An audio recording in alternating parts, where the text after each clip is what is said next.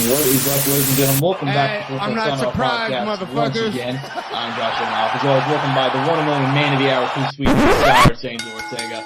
A lot of stuff to talk about this week. Obviously, it is UFC 279 fight week.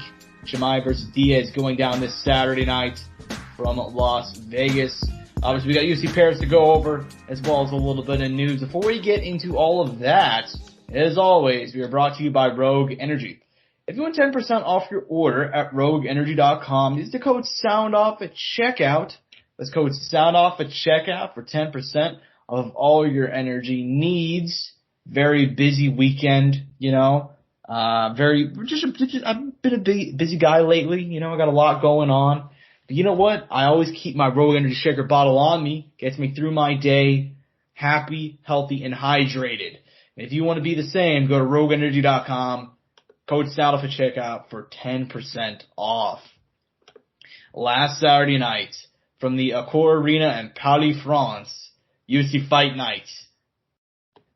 The heavyweights, man. Ciryl Gane, Tai Tuivasa putting on a show. Ended up being the fight of the night, which I don't think anybody would have expected going in, given Gane's previous fights, where he kind of plays it a bit safe. But look, man, Tai forced a fight out of him. Just walking forward the entire time, giving him no chance to breathe. And he knocked him down at one point. But Gane rallies from behind and gets a knockout of his own in round 3. Ciryl Gane gets the win in his home country in front of his home people. Angel. Obviously, he had the misstep against Ngannou in January. But he rebounds, gets a huge win. Tell me what you thought, and tell me what your thoughts on Gane's future moving forward in this division.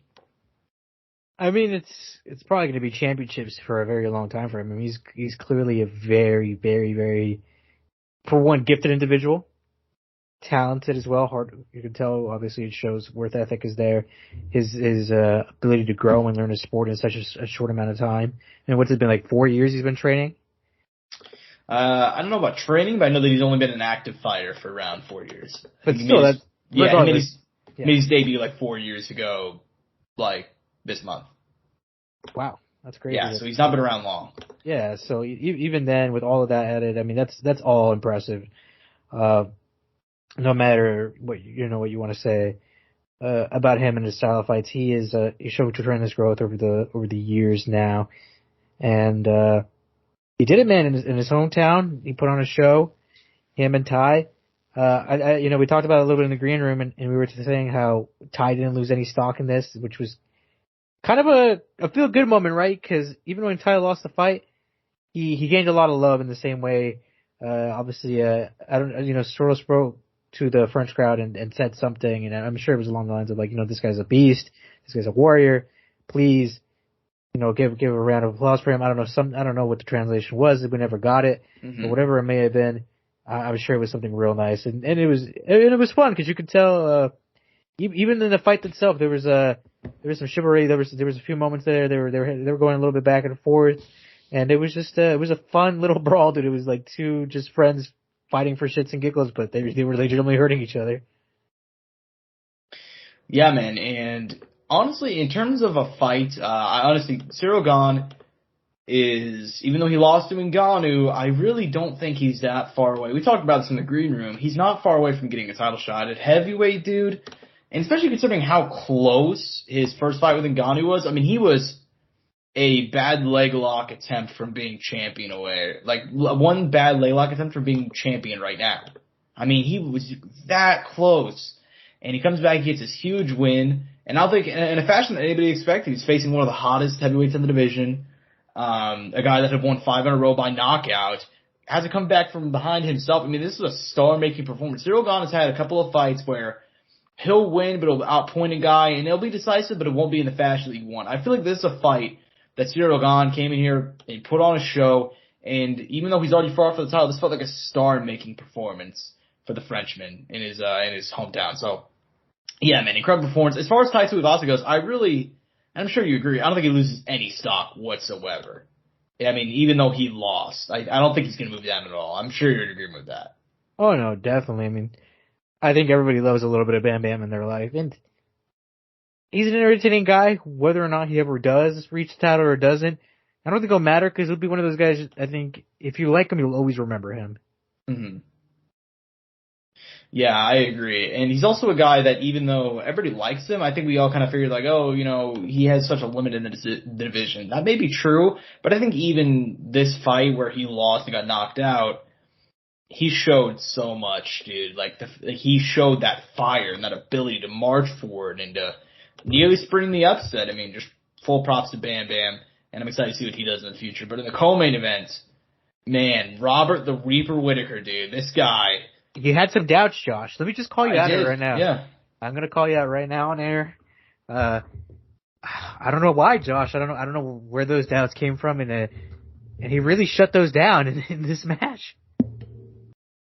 Well, I mean, I predicted him to win, so I don't know why you got to talk shit. But True, but you said some things. Where I said he could have. Really? I said that there's a possibility that Vettori can spring the upset. And he had moments, he had stretches, but it was Whittaker who had the better of the work over the 15 minutes. Sir. But, yeah, man, I mean, Robert Whittaker captures his, fifth, I believe, let me rephrase, fourth win in his last 5 fights. Obviously that one loss was to Adesanya earlier this year. That was even a very close fight. And he's facing a guy, Marvin Vettori here, who his only loss in some 7 fights was also to Adesanya. His number 1 was number 2 in the division. Whittaker could easily be champion right now. But I said it on Twitter, but this is a guy that is a generational talent. And people really need to appreciate him while he's here. He just outpointed him. Even in the round 3, he said, fuck you, gotta take that of himself. You know what I mean? It was an incredible performance. He ends up winning by decision 30-27, 30-27, 29-28. Robert Whittaker, man, even though he's been through a lot, even though he lost to Adesanya, he's still that guy. I mean, tell me what your overall thoughts were on his performance and also his standing in the division, because obviously Adesanya's coming. He has a fight coming up too. I mean, what do you think is going to be possibly next for Whittaker? I mean, he's right there, dude. It's so hard though, right? Because of the fashion the first fight ended in, and obviously he lost the decision, which was a close one. We have their opinions. On paper though, it's still a loss. But he's the only other guy, and it's at the top, right? When it comes to, if you were looking at rankings and stuff like that, he's the only other guy, and like you said, he's a generational talent, and it's nothing for it to be forgotten, to go without notice, because if Israel Adesanya did not exist, Robert Whittaker would still be champ right now and would be dominating. Mm-hmm. I mean, he had to go on a little run to get back in title. He did it. He was super active during that time. 3 fights in a short period of time, I believe, right? Which consisted of Darren Till, Jared Cannonier, and there was one more in there that I could be forgetting. And Gaslam. All great guys. And he got him done. He got him done all in different fashions. Showed a lot of skill in each one in different things, and came back and gave Izzy a hell of a good fight. Made it close, fell a little bit short, but it just goes to show, man, that he's right there. He's able to compete. It's them two and everybody else, honestly. And that's no disrespect to the guys who are on the come up, but at this moment in time, when we're looking at the top 5, those 2 guys stand out pretty far beyond the 2. I mean, now, Izzy holds wins over both of those guys who competed that night. Mm-hmm. Yeah, and as far as the division goes, the middleweight division, you remember whenever, before Kamaru lost, everybody said, Kamaru and Colby, they're so much further away from the rest of the division. You know what I mean? Everybody said that. In reality, that's always just been Whittaker and Adesanya. That's what it's actually been. Cause dude, Whittaker is literally taking out contenders. And he's been that way for a while. If you want to fight for the title, you gotta go through Robert Whittaker. More than likely, you're not just gonna beat him. That's not even on the table. You're probably gonna get fucked up. It's probably not gonna be a close fight either. I gotta edit that out in post. But anyways, yeah, dude, Whittaker is that guy. He's a generational talent, and if Adesanya weren't here, he'd be champion, and he'd be running through people. Because he's not even just beating guys. He's not even close most of his fights, so. Yeah, man, he's that guy. But anyways, man, just Robert Whittaker capturing an incredible victory. Cannot be happier to see it. As far as the rest of the card goes, man, this is a very solid card. France, that crowd did not play. They put on they were very loud throughout the night. Yeah. And that pretty clearly fired up the fires as well. What were your thoughts on some fights on the undercard? Man, there was a lot, man. I think we got to go down one. Nazarene Imam against Joaquin Buckley. Pretty good performance on Imam. Does get gassed a bit near the end, but man, Joaquin Buckley has some fucking heart, Josh. You know when they talk about like if you're down on the cards, you need to come out in that third round and you know put it all on the line, throw heavy, you know, throw some caution to the wind, and you know be risky. He did it, man. You saw it there at the end. He drops down in exhaustion while the other guy's still walking and has still a little bit left in the tank. And while one guy's laying down, knowing that he put it all out there and put himself in danger to potentially still try to win the fight. I mean, that was the definition of a guy of a fighter, you know, just going to the very end and pushing himself to the brink of exhaustion and leaving absolutely the tank empty. I mean, I don't know if he could have pushed it any more than what he did in that third round. Yeah, I mean, there are some guys that, you know, they'll go out and they'll search for a finish in the third round if they know they're on the cards, but they won't go as hard as Joaquin Buckley did. I mean, that guy left it all out there. I mean, he did every single thing possible in order to go ahead and get the win. And he didn't, but Joaquin Buckley has that dog in him, man. And he does. He made this down to the cards. He made this fight close in round 3. Ended up losing by decision, and one of those cards was one of the worst. I mean, 30-27. Whoever gave that card 30-27 is absolutely fucking insane. Well, I mean, they were in France, so. That's true. But is Evanoff even from France? Nationalized France. Yeah, he is. All right. Yeah, he lives there now. But anyways, yeah, that was honestly just an awesome thing to see from Buckley. As far as the card goes, man, I mean, Roman Kopylov knocking out Alessio De Ciryl, really, I mean, that was a solid performance by him, and also Alessio De Ciryl decided to call it quits afterwards. He retired on Instagram, I believe, earlier this morning. Solid career for him, but dude, Roman Kopylov face planted him. That was an incredible knockout. Opening up the card was Nathaniel Wood against Charles Jourdain. I thought this fight was going to be very interesting. Instead, Nathaniel Wood gets the win in really great fashion. I think at 145 he could be a possible contender. What do you think? I mean, it's a weight change for him. I mean, it's whether or not he decides to stay here and kind of keep going forward after seeing that he competed with a guy like Jourdain. And man, he was just that trip, man, putting him down at will. I mean, it was effortless. It was almost kind of sad to see that Jourdain had really no response to it. I mean, if Wood wanted to get it, he would get it. Mm-hmm. Yeah, and I mean, I think I feel really bad for Charles Jourdain. 2 losses in a row. Granted, he faced really good guys, but I was really, really impressed with Nathaniel Wood. I thought he had one of the best performances on the card overall, in terms of what I expected versus what we actually got. But on the undercard, man, Abus Magomedov, granted, whenever you see a name like that, you think that guy is going to win, but with a front kick, 19 seconds into the round, knocks out Dustin Stolfus. This kid looks legit at 185, man. What do you think about that one? Dude, that was a sick finish. I mean, look at the record, 25-4-1. 32 years young. I mean, I'm curious to see. I want to see more. I mean, it's just one thing. Guy who came in on short notice. You know, there's a lot of unanswered questions still, but you know, the seed is set. Mm-hmm. Yeah, correct. He looks very, very good. He's going off that one performance in his recent win streak. Dude looks legit. So it'll be fun to see what happens with him in the future. Also on the prelims, Nasrat Haqparast defeating John McDessie. These two hated each other going into this one. Ended up being a nice bounce-back win for Nasrat. Fares Zaim defeating Michel Fidlak. That was a solid performance by him. Very happy to see Zaim. I believe he actually just re-signed with the UFC. So I was happy to see him back. And, yeah, man, 3 wins in his last 4. He looks very, very good here. Benoit Saint-Denis, the Frenchman who I told you guys to watch, 26 years young, gets a knockout in the second round over Gabriel Miranda. Very good win by him. Christian Quinones, defeating Khalid Taha in round 1 soft performance.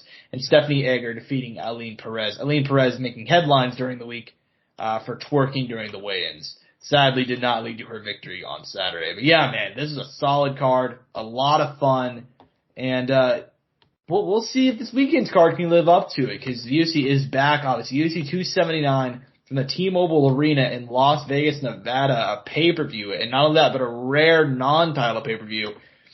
And it's a fight that is Well, I mean, it's going to be an interesting show, that's for sure. It is Khamzat Chimaev versus Nate Diaz, the Stockton Sluggers' final swan song in the UFC. And it's a matchup that I don't think anybody, like a year ago, if you would have said that this is a matchup that's happening, I don't think anybody would have expected it. Even now, it's a little bit weird just because I don't think anybody really expects it to be competitive. Before we even give picks, man, obviously right now, like as we speak, I'm sure the line will change, but as of right now, Khamzat Chimaev is a huge favorite to defeat Nate Diaz, and it makes sense. He's undefeated. He just beat Gilbert Burns. He's ranked number 3, but according to the BetMGM, he's a minus 1,200. Nate Diaz comes back at a plus 725. Angel, I'm not gonna ask for the pick part yet, but let's say that you're Nate Diaz's coach. You're going into this fight, man. What is the game plan? If you could put yourself in those shoes for a second, what do you think is the best pathway to victory for Nate Diaz? Huge underdog, lost 3 of his last 4. Granted, some of those were close, but even still, facing this undefeated monster who's huge, he's bigger than you, he's all these attributes. What would you say is the best strategy for Nate Diaz to pull off a win on Saturday? I mean, just don't ever let him get confident. I think that's the one thing that fuels this man more than anything. And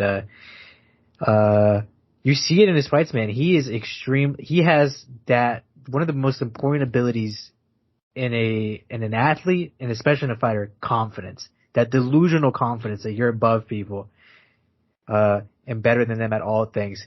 Because I bet you Chimaev said right now he thinks, like without a doubt, this guy is nothing. I am everything. And he goes into that match pretty much everything. At some point in this fight, Diaz has to make him realize that is not a reality. I am better at you at X, Y, and Z in this match. I can land at you at any point. I can actually hurt you. How he does that on the feet is another question, right? Mm-hmm. The night of how it ever presents. On the ground, we haven't seen everything. We've seen a few moments, but it seems like it's pretty strong, right? The wrestling seems like it's there. If Diaz gets to the ground, obviously be adaptive, get out of those positions, don't let him stay on top of you, avoid the submissions, and if you get the neck, snatch that shit. You know what I mean? Get it, get him while he's dry, and probably get him out early. And if he can prolong the fight, because obviously for the longest time all his fights were short until the Gilbert Burns one, but this is his first 5-round main event. Does Chimaev gas? Mm-hmm. There's things there, there's things that need to do, and there's questions that need to be unlocked. And like I told you, Josh, at the end of the day, he's only human. And it comes down to that simple thing that these guys, and any guy, right? Everybody's beatable. It's just figuring out how you're going to beat them. Every puzzle can be solved in one way or another. Everything has an algorithm. Everything has a way to be broken down. Mm-hmm. Just no one has broken down this man yet. Correct. And I do think that there is a pathway to victory for Nate Diaz. And I agree. I think the best strategy for him probably to prolong the fight. I think that he's going to have to find spots where he can, I think early it's not going to be close. I think that on the feet, Nate, I think has actually a striking advantage against Khamzat. I think he has cleaner boxing. But at the same time, I think Khamzat's going to hit so much harder that that's not really going to be so much of a viable option. And I also think he's improving rapidly on the feet. I think Nate's gonna have to find spots where he can do some little tricky things. He's gonna have to stay in the clinch. I think that's probably gonna be his safest spot. Khamzat in the clinch, we haven't really seen him there yet. We know on the ground he's a monster. We know on the feet he's very, very powerful. Nate's gonna have to stay in boxing range, find little spots, land maybe not even combination, just 1 or 2 shots at a time. Just try and prolong the fight. Get it to the 4th and 5th rounds and see if Khamzat gasses. We saw in the Gilbert Burns fight, he obviously slowed down, but I don't take too much stock in that because he knew that he's only have to go 3 rounds versus 5. If 5 rounds, he'll probably try and pace himself a bit more. I just think on the feet, I think that Nate's going to have an advantage, but I also think that it's going to be tough because you have to try and manage all the firepower coming back at him. On the ground, man, everybody talks about this fight's got to go to the ground. I actually think Khamzat would run through Nate on the ground. Not only do I think they're comparable in terms of jiu-jitsu, I also think that Khamzat's a significantly better, he's very good top pressure. He gives you 0 room to breathe. He's smashing you the entire time. And Nate is very, very small in comparison to Khamzat. We haven't seen him stand next to each other, but Khamzat fights at 185 and looks like a decently sized 185 pounder. Nate's just a lightweight who doesn't feel like cutting weight. I mean, he's older, he doesn't feel like cutting weight. That's the deal, you know? As far as the fight goes, man, do you think that Nate Diaz can pull it off? I mean, we talked about the odds earlier. He is one of the biggest underdogs in a long time. I mean, I actually don't think we've seen a line like this for a pay-per-view fight in years. I don't even know what could be comparable, because I'm pretty sure Holly Holm was comparable, but I don't think Ronda Rousey was as big of a favorite as Hamzat is on Saturday. We've not seen odds like this in a long time. But yeah, man, do you think that it's going to be possible for him to go ahead and pull off the upset? We've seen Nate do it in the past. We saw him rock Leon Edwards. You see him upset Conor McGregor. Do you think he can pull it off and ride off into the sunset, and by end of sunset, I mean into a boxing match with Jake Paul? Do you think he'll be able to do it? I mean, you said it there, man. He hurt Leon, current champ. You know, who knows what happens if he goes after him in that last round? Obviously, he took down Conor during that reign. I mean, anything's possible. But as far as my pick, Josh, I'm picking Stockholm, motherfucker! Stockholm, Sweden, motherfucker. Chechnya, bitch. Yeah, I mean, I don't. Yeah, that was good. You had me for a minute there, because I heard Stockton the first time. It took me a minute. No. Stockholm, motherfucker. Yeah, it was a good one. What? Motherfucker. Yeah, Shout man. out Sweden. Yeah, Sweden. Look, man, yeah, I mean, as much as I would love to see Nate, I'd have like. Come on, Josh. You want to represent the 209 on this podcast? I can't do it. I would love to see Nate have one final moment, you know? But look, dude, this is a matchup that, like, people are like, even earlier, like when we were trying to preview the fight, we were like, you know, he should have to do this, he should do this, he should do that. Like, it's like trying to solve like a fucking Rubik's Cube. You know what this could be, Josh? This could be like when we talked about Jairzinho versus Francis. What do you mean? Like, you remember we were like, he needs to do this, he needs to counter, he needs to do that, and he did all of it, but it didn't matter. And I think that's going to be the case here. I think Nate will actually have some success in this fight. I don't know how. I think I have the more important question, though, Josh. Yeah, go ahead. Does Chimaev finish Diaz? Yes, I think so. For the first time in how long? He got knocked out by Josh Thompson in 2012, I think. Or 2013. 2013. 420, baby. Just so you know. Yeah. We're all funny, by the way. What the fuck? Oh my god. So yeah, man. I mean, I think that this is it's going to be a really tough fight for him, man. And I don't see Nate winning, and I do think that he's going to end up getting finished as well. I think this is a matchup that, as much as we want to tell ourselves, like, you know, Nate can maybe pull off the upset. He can bring it into the championship round. Maybe he can pull off a Hail Mary submission. I'm like, it just seems like wishful thinking, dude. It really does. Like, I know that we love Nate and we don't want it to happen. I think it's a lot of wishful thinking to think that Nate's going to be able, like a 37, 38-year-old Nate Diaz is going to be able to pull off an upset against a guy who's not only like better than him, he's bigger than him, he's younger than him, he has every single attribute, and I just don't see it happening.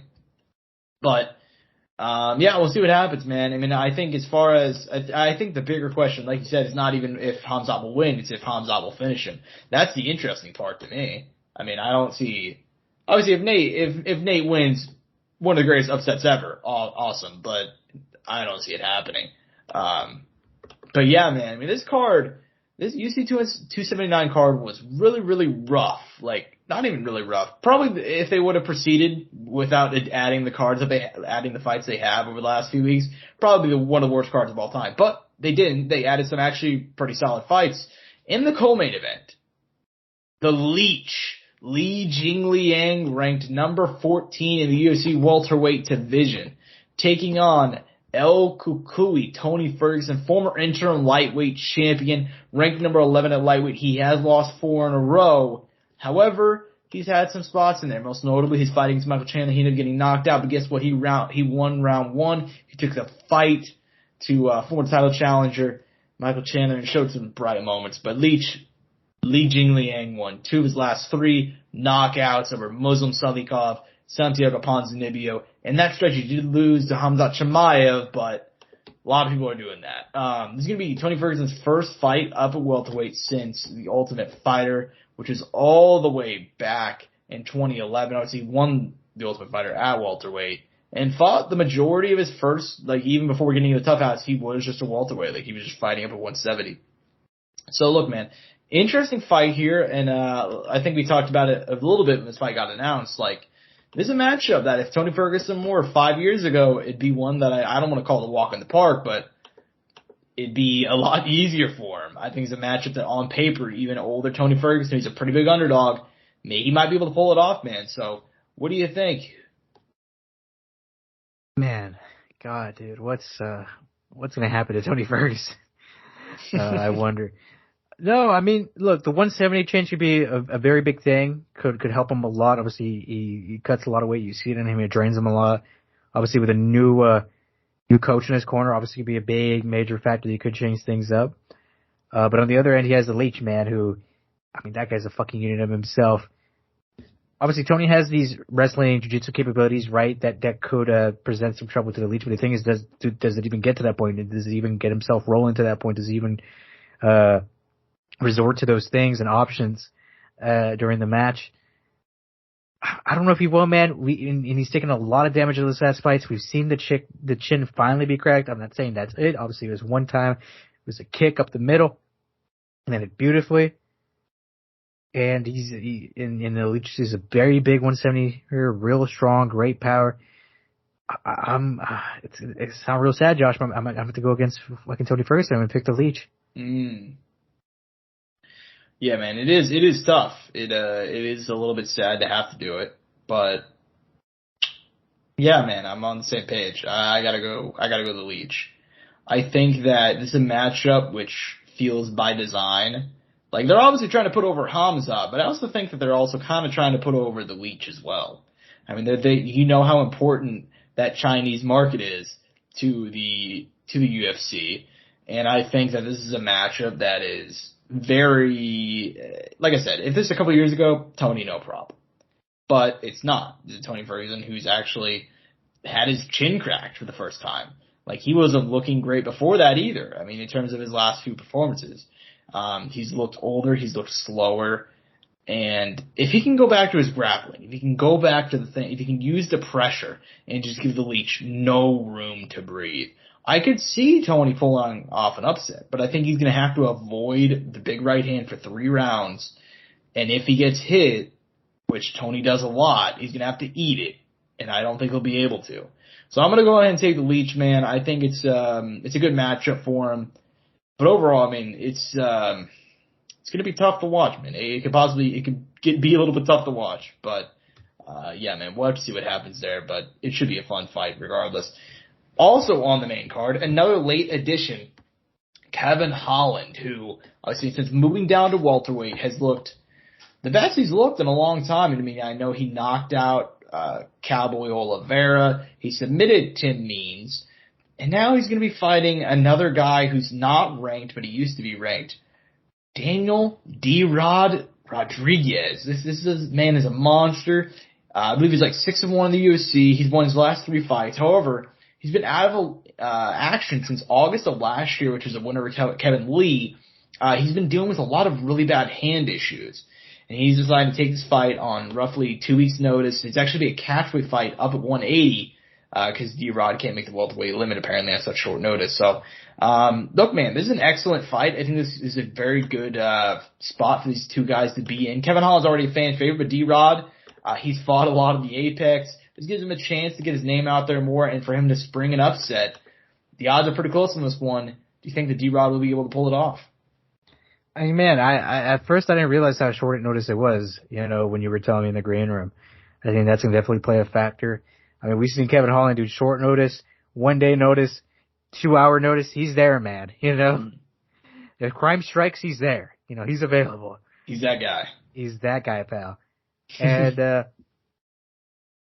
I mean, he's improving a lot, man. Every time you see him, he's getting a little better. He's talking a little less, but he's still talking. You know what I mean? I noticed in his last 2, he's slowed it down a little bit. It's not as much as it used to be. Not as aggressively as much as it used to be. been a little while since we had D-Rod there. I believe he had, surgery in both hands? Surgery? Was it his hands? I know it was at least one. I don't know if it was both hands. Oh, he had surgery in his hand, which is already an issue in and of itself, right? When you punch people in the face for a living, that's a bit of a problem. Yeah, that is a bit of a problem, and it's one of those things that's kind of reoccurring, right? Once you have it again, don't you? Yeah, that's what I've heard. Yeah, so obviously who knows how that will play a factor. For all we know, he might have a Uriah Faber moment, have to fight with just elbows and knees. No, I'm just kidding. It's not like that, but I'm gonna pick Kevin Holland, man. There's just, obviously we've seen it time and time again. Short notice fights, comes out, performs, won multiple times in a year. I think his striking will look solid. Obviously he's improved a lot he's trying to improve a lot in his wrestling. I know it's one of those things that he's continuously working on. And, I don't know if D-Rod's gonna be able to do it on short notice. And on top of that, I think Kevin Holland's just gonna find a lot of success in this fight. Yeah, and it's a fight that I as much as I love D-Rod, I feel like this is kind of a fight where he knows that he's dealing with injuries. He's been out of action for over a year, and he just knows, like, this is a chance for him to jump in, get into the rankings real quickly, and get a huge name. Because he's 35, if he's already dealing with hand injuries, his time in the short, we don't really want to talk about it because he's kind of just hitting his stride.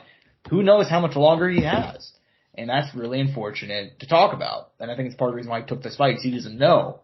Because he's, 35 years old, dealing with a lot of hand injuries. Going to turn 36 in a couple of months. This is his big moment. And as much as I love him, I can't see him pulling off this one. I think him coming in on 2-week notice, he has not fought in a year. He's been dealing with injuries. This is all, and Kevin Holland has really, really good. And on the feet, I don't know who's going to beat him, and I don't think he'll be able to beat him. So I'm going to go ahead and take Kevin Holland to get the win and to keep on moving up the ranks of the welterweight division. I think that's his weight class. He's been looking good, and I think it's a solid matchup for him. So I'm going to go and take Kevin Holland to get the win and keep on moving up. But yeah, I mean, it's a super fun fight. I could see D-Rod springing an upset, but I think he has a lot going against him in this one. But yeah, man, continuing on the main card, Irene Aldana taking on Macy Chiasson at women's bantamweight. Irene's been out of action. So we're talking about a long layoff. She's been out of action since July of 2011. Not 2011, Jesus Christ, 2021. Holy shit. Could you imagine? 11-year layoff, guys. It's pretty Fuck crazy. Me, Josh.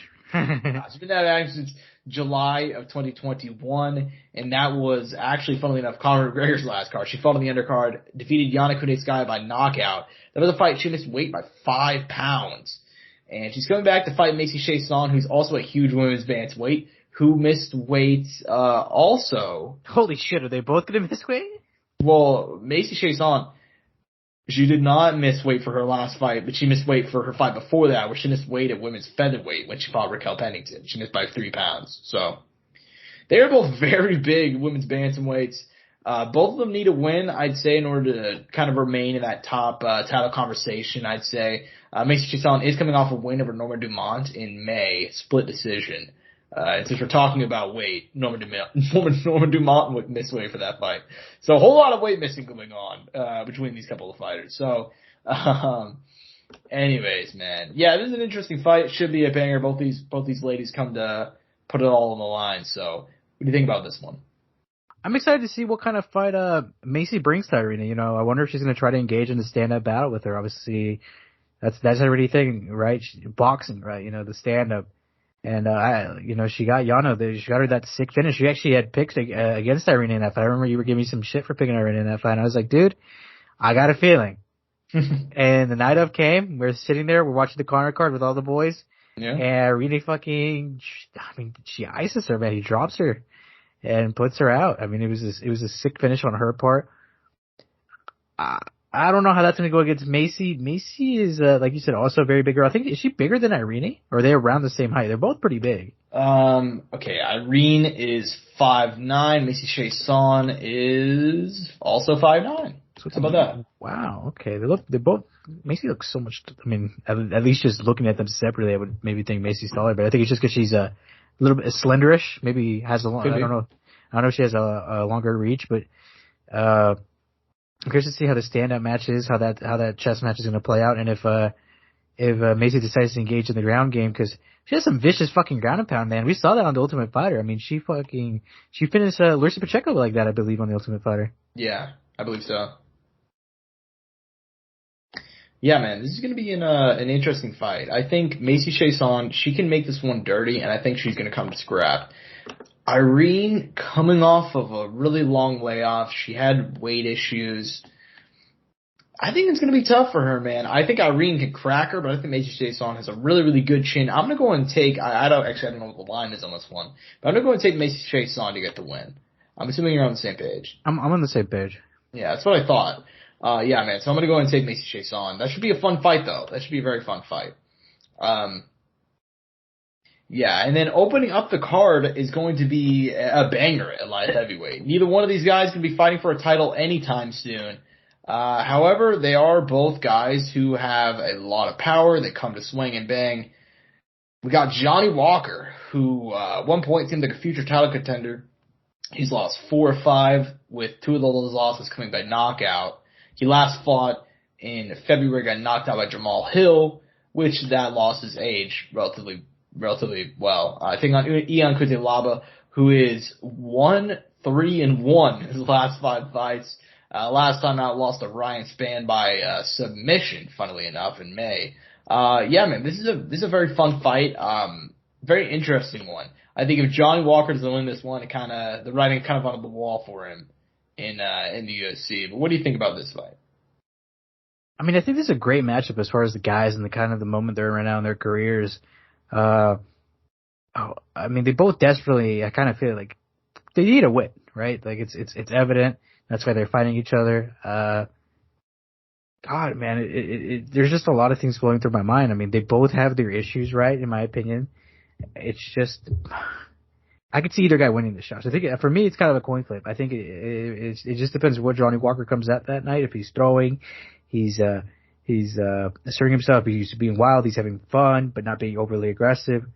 And then with Cutelaba, are we going to get that Hulk? You know, is the Hulk going to come out? Is the bully going to come out? Is he going to be coming forward? But if he's coming forward, does that mean Johnny's going to be ready for it? Is he going to be kind of wild but calm? You know, I think those are all questions that need to be answered early on in the first round, and kind of see like how they're going to establish themselves in this fight. I'm gonna go Johnny Walker. Hesitantly, I'm not gonna lie to you. I thought about picking Cutelaba right now when we were talking about it, but I'm gonna pick Johnny Walker. Yeah, I'm on the same page. I think Johnny Walker, he's had a couple of losses, but I think you got to look into those losses to kind of get like a better story. Because you look at it on paper, 4-5 is terrible. But Corey Anderson very well might be the best light heavyweight on the planet.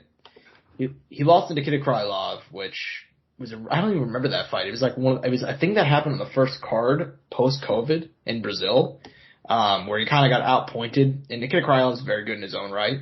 He knocked out Ryan Spann. He lost to Thiago Santos on a razor thin decision. He got caught by Jamal Hill. Cutelaba's losing in like really bad fashion to guys that he is not, like he probably should not be. I honestly, that Ryan Spann fight was really disappointing, where he just got to get submitted by Ryan Spann, who I believe he has more wins by submission than I thought. Props to him. But yeah, man, Cutelaba, he's just had a bit of a rough go recently, and I think there's a fight where John Walker's going to be able to outpoint him. I don't think he's going to get a decisive knockout, but I think Ian Cutelaba just walks into way too many punches, and I think Johnny Walker's kind of aware at this point. I feel like he's learning that, oh yeah, I can't take heavy punishment like maybe I used to early on in my career. Yeah. So, anyways, man, I fully expect Johnny Walker to pull out the win. Although, I mean, shoot, man, maybe Cutelaba can cash in. That's kind of the fun part of this fight. Is both these guys have the power and can go ahead and be caught by the other one. So that should be interesting. As far as the prelims go, there's a couple of solid matchups. It's not super stacked in terms of name value, but there are a couple of solid fights to watch for. Which fights are you most looking forward to on the prelims? We got to shout out one of the most entertaining men of all ever made, Josh. Chris Barnett, first of all, against Jay Collier, which is a fun matchup. I mean, this makes sense. You know, that's what you love to see. Fights that make sense. Because look, at this moment in time, neither one of these guys is chasing titles, right? Mm. We're just going to be honest. But they're entertaining guys. I mean, they're fun guys, and they can provide a lot of entertainment and be very competitive and compete at a decent level. Mm-hmm. Yeah, I agree. That's a solid matchup to watch. I gotta be honest, man. It's kind of weird. Of the fights, I'm most looking forward to. Like, there's some really solid ones, man. I mean, Hakeem Dawodu, Julian Erosa is going to be a banger. Jay Collier, Chris Barnett should be a lot of fun. Jamie Piggott's going to be back. That should be fun. Norma Dumont, Daniel Wolf is the most hyped fight on this card. It's weird, right? Because you're kind of curious to see what's going to happen. You know what I mean? Yeah, exactly. I think that's why. Yeah, I think so. Just because Danielle Wolf is an interesting prospect. She boxed for like her entire life. I think she tried out at the Olympics, and she like boxed for a long, long time. She switched over to MMA in 2020, and she got a winner over Tanisha Tennant, which is a very good fight. Tanisha Tennant should be in the UFC. I mean, I think it's dumb that she's not, because she had that one fight. And she lost to Danielle Wolf at featherweight. That was a very close fight. And she's since won the Invicta Bantamweight title, and she's very, very good. So she was fighting up a weight class and gave a really good fight. But regardless, Danielle Wolf won.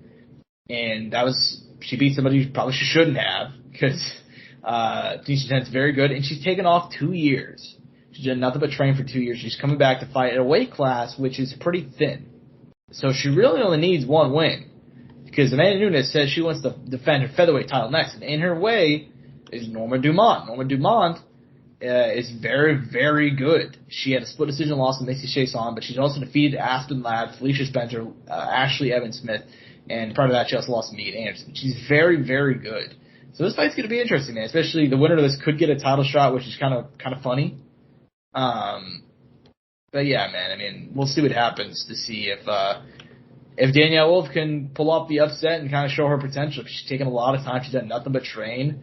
And, yeah, man, we'll see what happens there. But it should be a lot of fun, man. Also one quick shout out. Jailton Almeida. This kid is the future. And he's taking on a short notice replacement. He's originally supposed to fight Shamil Durkheimov, which is way more interesting, but he's fighting a kid off the Contender Series now.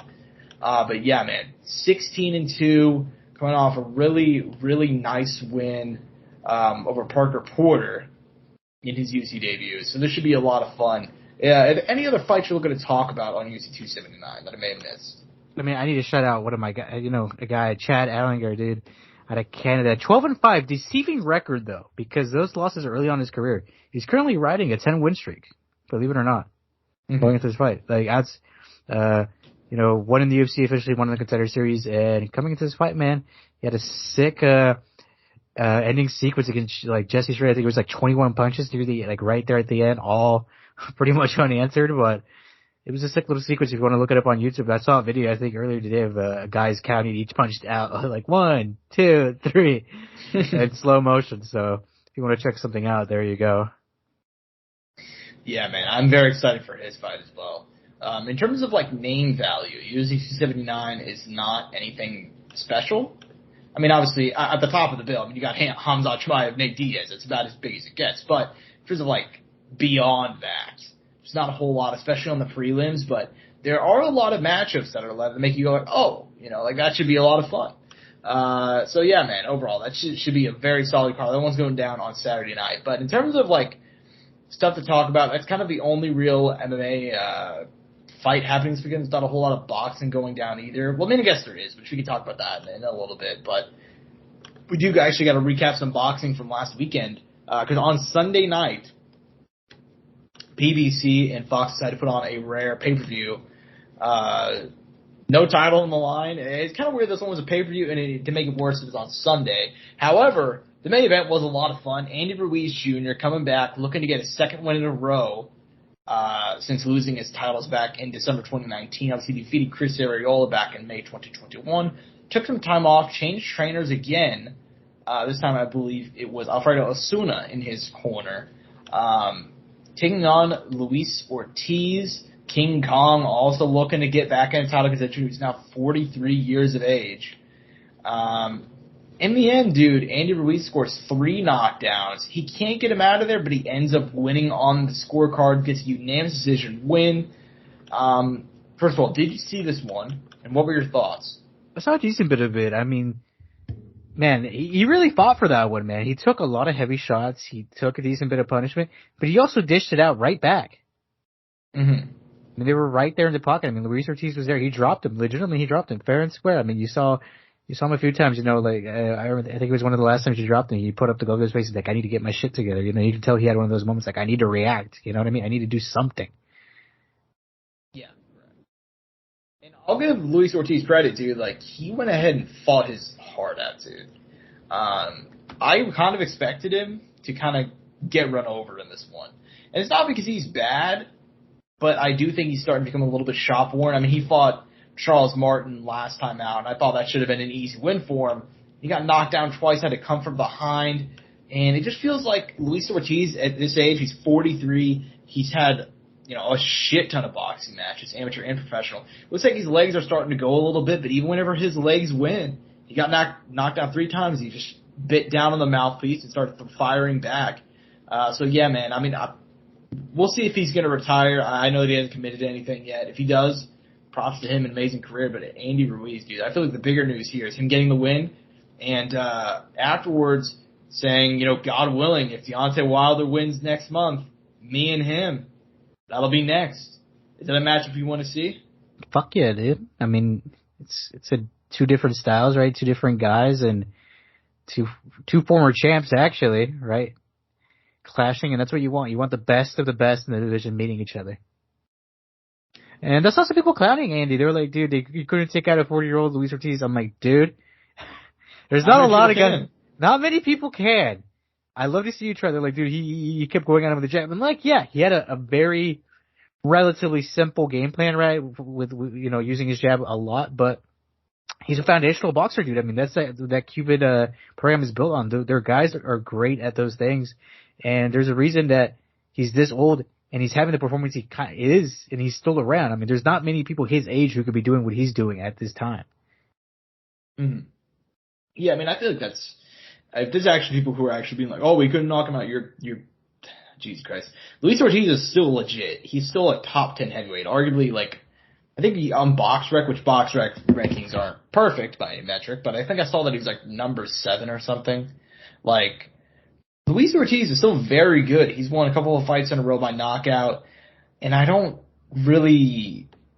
get the criticisms. I thought this is the best that Ruiz has looked in a long time. I thought that fight against Chris Arreola last year, I thought he looked a lot worse, honestly. Yeah, no. It was a big upgrade. Yeah, I mean, he got knocked down in that one. There were a lot of exchanges where he got caught, and Chris, who is severely shot-worn, even though he's younger than Luis Ortiz, is so much more shop-worn than him. He went ahead and was able to do a lot more. And obviously, we don't even talk about the Joshua fight, where he essentially showed up at 300 pounds and just walked forward and do a jab for 12 rounds and didn't really do much. This one, he went forward, he landed combinations, he showed that he still has that incredible hand speed, which won him the title in the first place. So, dude, I thought it was a good performance by him. Was it perfect? No, by no means. But he had another trainer change, and I think this one could work out well for him. So, yeah, Andy Ruiz gets the win. And Deontay Wilder, that's a matchup that I want to see really bad, man. I think that fight is extremely interesting. Obviously, Deontay is going to be so much bigger than him, but Andy has an incredible chin. And if there's one thing that we've seen, Deontay kind of struggles with pressure. So I think it's a very 50-50 matchup, and I'm very excited to see that one if it does happen. Obviously, Deontay, we didn't talk about it, but he has business to take care of himself. He's going to be fighting Robert Helenius next month. And, former training partner. Former training partner, and Helenius has won 3 in a row, all by knockout. He knocked out Adam Kanaki twice in a row, and it looked like Kanaki was going to be the next guy who's probably going to kind of break into that contender status of like kind of being like maybe like in that same area of Joe Parker and Joe Joyce and stuff like that. Instead, Robert Helenius, who's like nearly 40 now, comes back and upsets him twice, knocks him out 2 times in a row. So, going to be interested to see what happens when that fight happens next month. But yeah, if he wins that one, God willing, we'll get him and Andy next, which would be just an incredible fight. Oh yeah, well actually, funnily enough, we just got an update on this right now. WBC President Mauricio Soliman has now clarified that Andy Ruiz Jr. versus Luis Ortiz is a semifinal eliminator, and so is Deontay Wilder versus Robert Helenius. Ruiz Jr. versus Wilder Helenius will be the final eliminator to determine Tyson Fury's next mandatory. Oh wow! So winner, wow. Yeah, if Wilder wins, we can get Fury versus Wilder 4, or we'll get Ruiz versus Fury. If Fury ends up continuing to fight and doesn't lose the belt to Usyk or Josh or whatever. So or he relinquishes, right? Either one. Yeah. So we're very far away from the process, but it looks like we might be able to get Ruiz versus Wilder in a title eliminator. That'll be even more exciting. So or for a title if he relinquishes. Yeah, I didn't think about that. Yeah, if he relinquishes, it will be for a belt. So that'll be even more interesting. That's cool. That's fun. Yeah, that'll be a lot of fun. But yeah, man, there is some boxing going down this weekend, and really, this is not like I feel like there's a matchup that's kind of flying under the radar. Like I expected to see a lot more hype for this one than there actually is. But dude, I mean, it's about as good as it gets. Obviously, we had a huge women's matchup earlier this year whenever Amanda Serrano fought Katie Taylor. This is right there with it. Clarissa Shields, nicknamed herself the GWOAT, she's never lost in amateur professional boxing except the one woman, Savannah Marshall, the silent assassin from the UK, beat her in the amateurs. Now they are fighting. They fought in 2012. 10 years later, they're facing off with the WBO, WBA, WBC, IBF, WBF, WTF female middleweight titles on the line in the O2 Arena on Saturday. This is a very interesting matchup. The line on this one's like dead even, depending on where you're looking. And it's a very interesting matchup, man. Clarissa coming in, obviously she's more defensive oriented. She landed the cleaner punches, but Savannah Marshall has that one hitter quitter power, which you don't see in women's boxing. I mean, her knockout winner of Femke Hermans earlier this year in April, like that was nasty, dude. Like that was fucking devastating. They've essentially fought the same people, funnily enough. They have a lot of similar opponents, but and we can kind of see that whenever Clarissa beats him, she beats him decisively, but so does Savannah Marshall just with a knockout. So tell me, man, very interesting fight. What do you think about this one? Do you think that Savannah Marshall will be able to go 2-0, or do you think Clarissa Shields will be able to go into enemy territory and pull off the win? I mean, a lot happens in 10 years, man. I mean, what were they, like in their early, how old were they when they originally went about? Well, they fought 10 years ago. Clarissa is 27. Like 16. Yeah, and then Savannah Marshall is 31. So it was like 21-year-old versus 17-year-old. Wow. Yeah, I mean, she was a kid. She was a kid when she went in there. I mean, 21, also a young person, but 17, you're in high school, Yeah, exactly. A lot can happen that time. Your body changes a lot. I mean, Savannah's a tall girl. She's big. Obviously, we see her capabilities and power. Clarissa has improved a lot, and I mean, she's a very decisive person. I mean, I don't think you can go into this one saying one person's better than the other right now at this time, because it's been 10 years, Obviously, yeah. You can say, I mean, based off like the 10 years ago, right? But I mean, you see what's gone down. You see how they've taken it out, and it's two different styles, man. I mean, Savannah's elusive, man. She'll have her hands down. She's pretty confident. I like the way her style. It's different. Well, you know how she gets that confidence from. You know who she trains with, right? Oh, is it who I think it is? She trains at the Furies. Oh, okay. John and I think it might be Peter Fury. I think it's like John's brother or whatever. Trainer. She trains with all the Furies. That's where she gets that from. Okay, makes sense, because she has a little bit of that little, I don't know what it is, but that I don't give a fuck swagger. My hands are a little lower, but they're not low enough where I can't cover myself. And yeah, she walks you down, throwing a jab behind it, following it up with something. It's clean. I mean, it's different from Shields, but I mean, styles make fights, like you say. Mm-hmm. It's near even, man. I think you could pick either person, and I don't think I'd have an issue with it. I think we're gonna have a lot better of a conclusion after the match, because obviously that's when they'll meet. You know what I mean? But obviously, which it makes sense. But what I'm getting at is a lot of questions need to be answered. I think both fight, like, there's a reason it's near even. That it's actually very hard for me to decide because of that. I would go Shields right now, but it could change the night of. But I mean, there's a reason she beat her 10 years ago, and it could happen again. Absolutely. And I think Clarissa Shields is very, very good. And I don't even take any, I gotta be honest, I take zero stock in their amateur fight. I think it's not even important to mention it. I mean, in case you guys are curious how much the amateurs matter, Sean Porter defeated Usyk in the amateurs. Yeah, if they fought in the same weight class for a brief period. Like, you know why it doesn't matter? Because they were fucking kids. Like, when they were amateur boxers, the amateurs, like, literal teenagers, like literal children will fight. So you'll get a lot of matchups and there'll be a lot of crossover, but it doesn't really matter. Because even the way that amateur fights are scored versus professional fights are different. Like, everything is different. So I take zero stock in it. But I am actually going to pick Savannah Marshall. I think that this is a very close fight. But for me, I think it comes down to the fact that Savannah Marshall, Clarissa Shields has to be perfect for 10 rounds. I don't think Savannah Marshall has to be perfect for 10 rounds. I think that she has that rare one-punch knockout power. And even if she doesn't, I think it's going to be close enough for her to win on the scorecards, especially considering it's in the UK. Clarissa Shields is going to the United Kingdom for this fight. And we know in boxing all the time that even if, like, I'm not even saying this in terms of like a UK thing, it's like UK bias, but who makes more money if they're champions? Savannah Marshall or Clarissa Shields? Probably Savannah Marshall. So I think this probably have the benefit of the scorecards. I think that she could land that one punch and just get her out of there. So I'm going to go take Savannah Marshall. I think it's going to be close. I could absolutely see Clarissa Shields winning. Like, even then, I've been flip-flopping on this fight over the last couple of weeks. So I think it's going to be very, very close, but I think that Savannah Marshall is going to get the win and new unified champion. Probably not going to be the only time these two fight. Obviously, they actually have like a rematch clause on both sides, so they can go ahead and activate it, which I fully expect that we'll see these two fight again in the future. But I'm going to take Savannah Marshall, but it's dead even on the line. I could see either person winning, but I am going to go ahead and take Savannah to get the win in her home country. So that should be a very fun fight. But yeah, man, as far as news go, there's like not really any news. Normally we talk about news in terms of like around the boxing MMA world. There's not a whole lot going on, man. But yeah, I mean, is there anything else we can talk about before we close out?